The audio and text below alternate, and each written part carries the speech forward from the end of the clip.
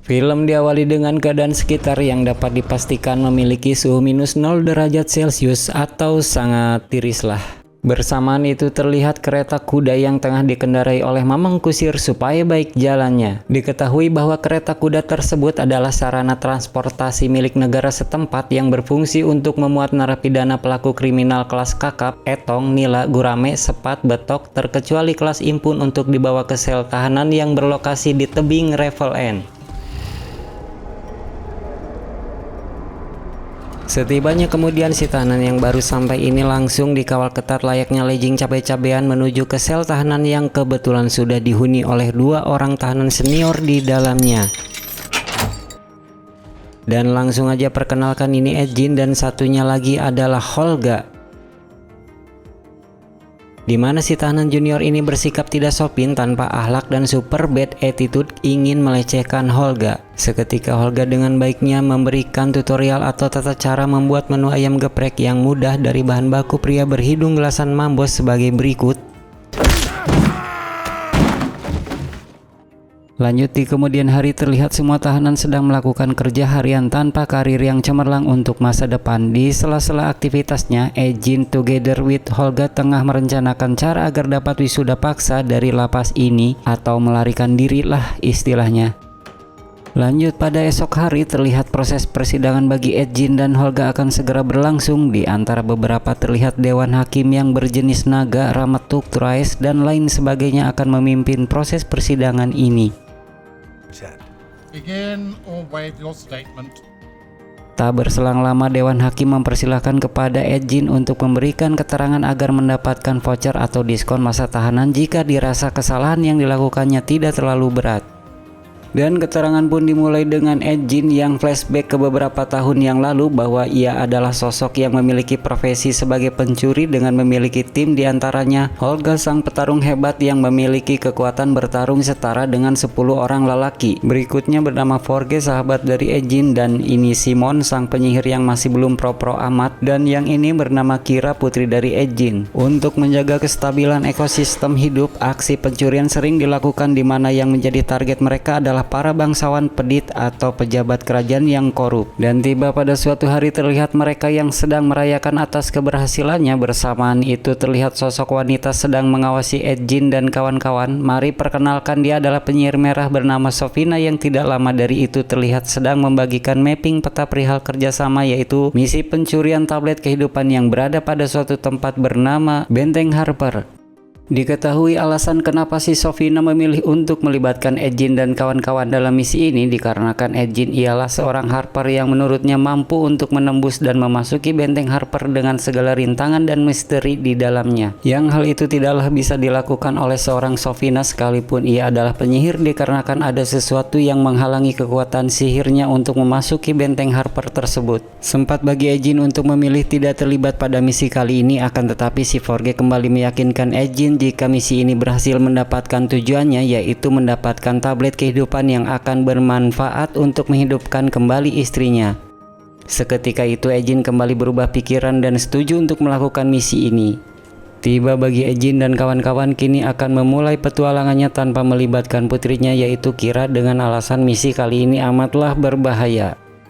Scene berpindah pada mereka yang sedang melancarkan misi dan masing-masing dari mereka kini mendapatkan sesuatu apa yang menurut mereka butuhkan.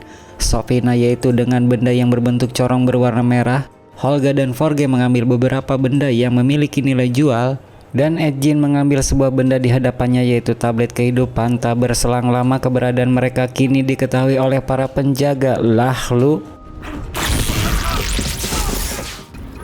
Akibat Sofina yang mengeluarkan sihir penghenti waktu di mana seluruh prajurit penjaga benteng termasuk Holga serta Ejin pun terjebak di dalamnya. Pada kesempatan terakhirnya, Ejin memberikan tablet kehidupan ke si Forge.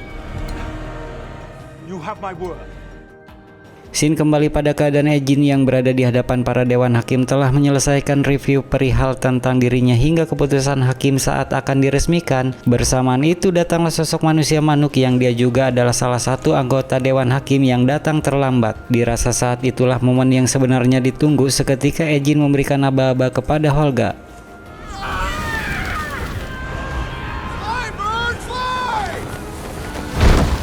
Setelah dipastikan bahwa keberadaan mereka telah jauh dari tebing Revel End tanpa memerlukan istirahat, mandi, sarapan, bahkan update story di sosmed terlebih dahulu, langsung bergegas check out dari lokasi tersebut. Saat ini yang menjadi tujuan utama mereka adalah menemukan keberadaan putrinya, yaitu Kyra. Kini mereka mendapatkan petunjuk akan putrinya, yaitu berada di sebuah istana kerajaan bernama Istana Kerajaan Never, yang dimana dipimpin oleh seorang raja yang tidak lain adalah sahabat dari Ejin, yaitu Forge.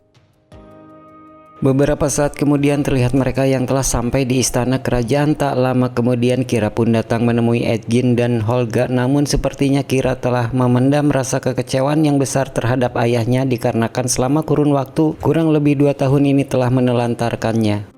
Belum sempat bagi Ejin menjelaskan atas kesalahpahaman ini, kemudian Forge yang saat ini adalah sosok raja datang menghampiri dan menyambut kedatangan mereka. Pada saat satu sama lain sedang berbagi kisah, tanpa diduga si Sofina berada di dalam kastil kerajaan, yang hal ini disadari oleh Ejin dan Holga bahwa Forge selama ini telah mengkhianatinya dan memanipulasi fakta terhadap Kyra bahwa ayahnya yaitu Ejin telah benar-benar menelantarkannya dan memberikan info bahwa ayahnya beserta Holga saat ini statusnya adalah narapidana yang kabur dari penjara.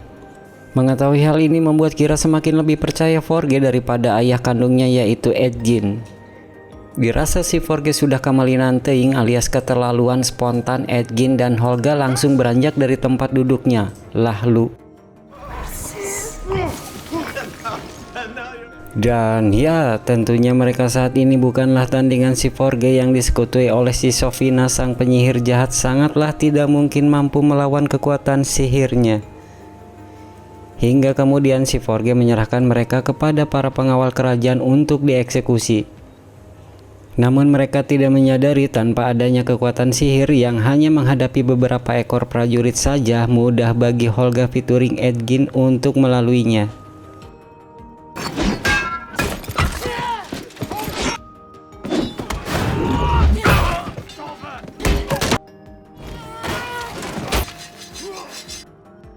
Lanjut pada Ejin dan Holga yang sudah meninggalkan kastil kerajaan Never tengah merencanakan untuk mulai kembali membentuk tim yang bertujuan untuk melakukan perlawanan terhadap si Forge yang dibantu oleh si Sofina.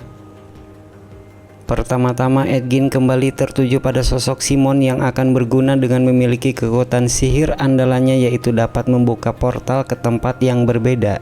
Setelah menjelaskan rencana, dirasa mereka membutuhkan spesialis pengintai yang dirasa tepat harus dari golongan atau kaum druid, di mana kaum druid ini adalah manusia yang memiliki kekuatan merubah bentuk jadi hewan apapun. Tak lama kemudian Ejin, Holga, dan Simon menemui Dorik di kediamannya, yaitu hutan yang pada umumnya dijaga dan dihuni oleh para peri. Mendengar maksud dan tujuannya demi menghancurkan kekuasaan si Forge dan Sofina, Dorik pun bersedia untuk bergabung dalam misi ini. Kembali pada keadaan istana Never yang tanpa mereka sadari Dorik telah berhasil menyusup ke dalam istana. Namun tidak bagi si Sofina yang tengah merasakan kehadiran kaum druid, tepatnya Dorik yang sudah merubah bentuk menjadi laler, lalu berit, manuk, ucing, hayam, kalkun, dan uncal. A wild shape is among us.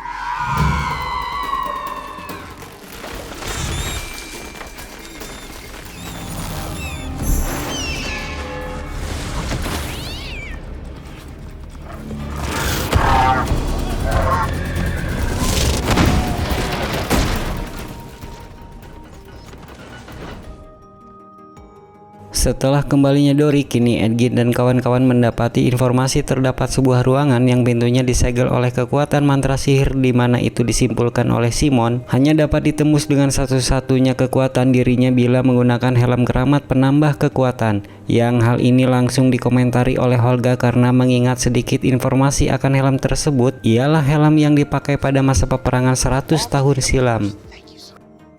Seketika memberikan ide bahwa satu-satunya saksi mata yang bisa memberikan informasi keberadaan helm tersebut adalah para mayat korban dari peperangan tersebut.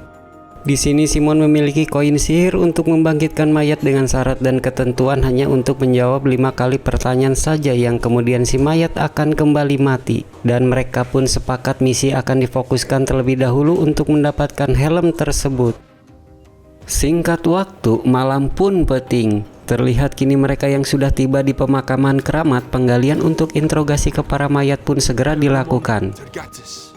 Dirasa gagal dalam penerapan prosedur pertanyaan, interogasi ke mayat pertama dinyatakan gagal yang dilanjutkan ke penggalian berikut untuk bertanya ke mayat lainnya. Hingga pada akhirnya mereka mendapat petunjuk dari mayat terakhir jika helm tersebut terakhir ia ingat adalah berada di tangan kaum Taiyan yang bernama Zeng. Perlu diketahui kaum Taiyan adalah kaum pembunuh di mana mereka tercipta oleh mantra sihir dari iblis yang bernama Zastam dengan tujuan untuk menaklukkan dunia. Setelah terjadi sedikit perdebatan bahwa Edgin yang mengetahui bahwa kaum Taiyan adalah kaum yang tak memiliki unsur kebaikan sama sekali, dan persepsi tersebut bukanlah fakta sesungguhnya bahwa tak semua kaum Taiyan berkarakter jahat seperti yang dijelaskan oleh Dorik, Simon, dan Holga. Dikarenakan satu sudut pandang versus 3 informasi valid bahwa meskipun Zeng termasuk kaum Taiyan, namun ia berbeda dengan Taiyan lainnya karena Zeng lebih memiliki akhlak baik dikarenakan ia lolos dari radiasi asap mantra si iblis Zastam. Kemudian Edgin dan kawan-kawan pun melanjutkan perjalanan untuk menemui Zeng. Hingga tiba di suatu perkampungan di mana mereka sudah menemui Zeng. Bersamaan itu mereka mendapatkan penjelasan asal-usul terciptanya kaum Taiyan, yang kemudian Zeng pun memutuskan untuk membantu dan menunjukkan di mana helm pemisah tersebut berada. Sin kemudian memperlihatkan mereka yang sudah tiba di suatu tempat rahasia berada di bawah tanah di mana helm pemisah tersimpan dan terjaga baik agar tidak dimiliki oleh orang-orang untuk tujuan kejahatan besar. Tak mudah untuk menuju tempat di mana helm itu berada, di mana mereka harus melalui rintangan yaitu melewati jembatan dengan menggunakan pola yang amat rumit. Sedikit kesalahan maka resikonya adalah kematian karena akan terjatuh ke sungai bara api di bawahnya. Dikarenakan kecerobohan Simon, seketika membuat jembatan itu roboh seakan menutup akses untuk menuju ke tempat helm itu berada. Menyadari bahwa Holga membawa tongkat penyihir bernama tongkat sana sini yang memiliki kekuatan sihir, maka Simon dengan sigap menggunakannya yang pada akhirnya membuka portal untuk langsung menuju ke tempat helm itu berada. Tak lama kemudian helm yang mereka cari kini telah didapatkan, yang sepertinya helm tersebut tidak memenuhi standar SNI dikarenakan tidak adanya kaca pelindung untuk wajah. Sesaat itu Zeng menyadari bahwa mereka telah kedatangan tamu yang bau-baunya bagaikan ingin pinjam dulu 100, dan ternyata mereka adalah kaum Taiyan tak berakhlak alias jahat. Merasa keberatan karena 100 yang dulu belum juga dibalikin, maka tanpa banyak hulang-hulang Zeng pun memutuskan untuk menggeprek mereka sendirian.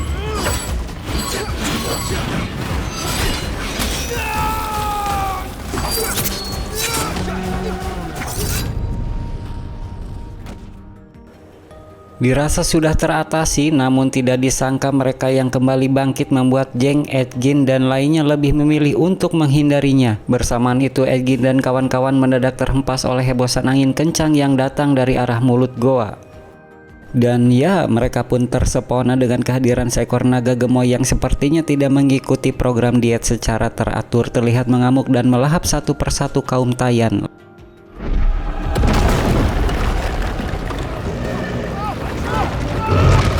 Lanjut hingga memburu Edgin kemanapun beranjak, yang pada akhirnya Zeng berhasil membunuh sang naga hanya dengan satu kali tojosan pedang tepat di kepalanya.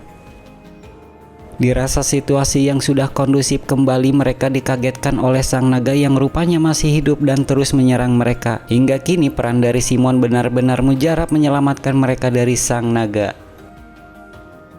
Lanjut pada mereka yang sudah berada di pesisir pantai serta Zeng yang berpamitan pulang karena teringat belum mematikan gas di rumah. No. Right over the rock. Tak ingin membuang-buang waktu, terlihat kini Dorik menyarankan pada Simon agar cepat menguji kelayakan helm tersebut guna untuk mengetahui apakah Simon benar-benar layak dan sinkron untuk menyatu dengan kekuatan helm tersebut. Dirasa sudah berulang kali mencoba dan hasilnya adalah seakan si Simon merasa tak bisa menyatu dengan kekuatan helm tersebut, memutuskan untuk menyerah. Sementara itu Edgin yang terus memotivasinya bahwa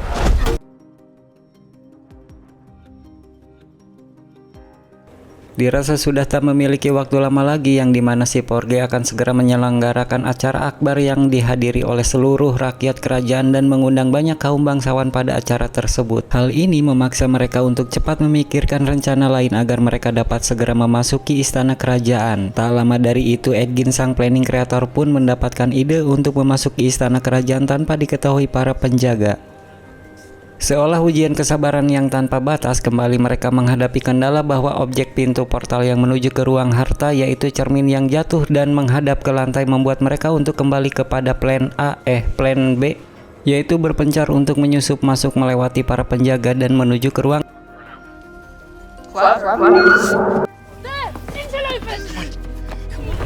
I'll hold him. Find the vault.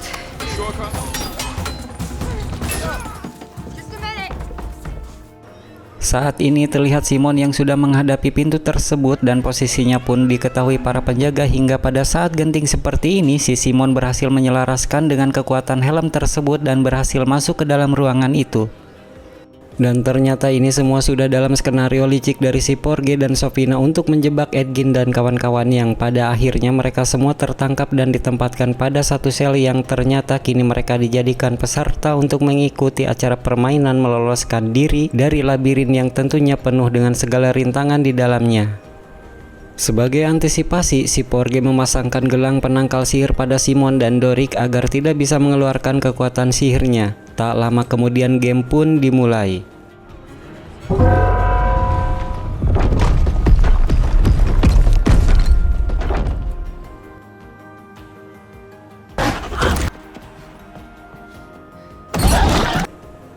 Kembali pada keadaan Porge yang menerima informasi bahwa semua harta benda berharga sudah dipindahkan ke dalam kapal pribadi siap untuk dibawanya pergi, yang kemudian menghampiri si Sofina untuk berpamitan dan menyerahkan semua orang-orang yang sudah ia kumpulkan. Dimana semua yang terjadi ini adalah kesepakatan antara Porge dan Sofina untuk tujuannya masing-masing, yaitu Porge membawa pergi banyak harta berharga dan Sofina mendapatkan banyak jiwa-jiwa yang ia akan persembahkan kepada si iblis Jastam.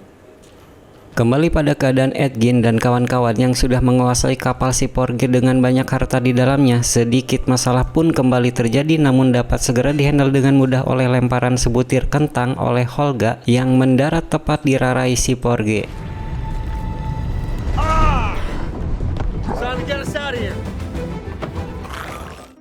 Dirasa ini adalah time for ending yang harusnya membahagiakan. Bersamaan itu mereka melihat sesuatu yang amat buruk sedang terjadi dari arah istana kerajaan. Dengan perdebatan yang sangat pendek, akhirnya mereka memutuskan kembali dengan sesuatu rencana yang agak lain. Jangankan pinjam 100 demi silaturahmi agar tak terputus pun, mereka membagikan semua harta benda kepada seluruh rakyat kerajaan hingga seluruh rakyat pun beramai-ramai untuk mendapatkannya.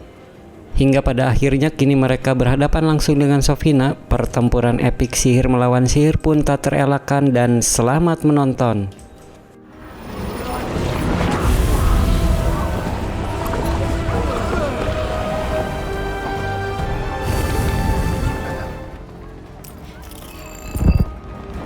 Where do you think she's gone?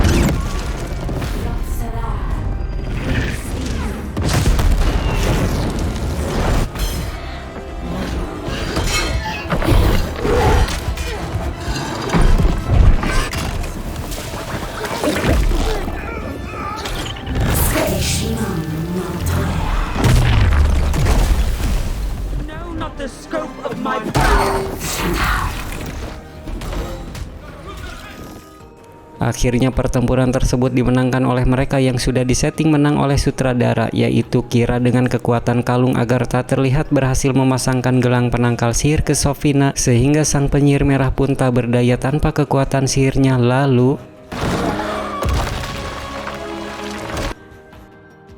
seakan inilah akhir yang membahagiakan, lagi-lagi sang sutradara memberikan surprise bahwa Holga harus gugur akibat sebilah pisau beracun milik Sofina menancap di tubuhnya.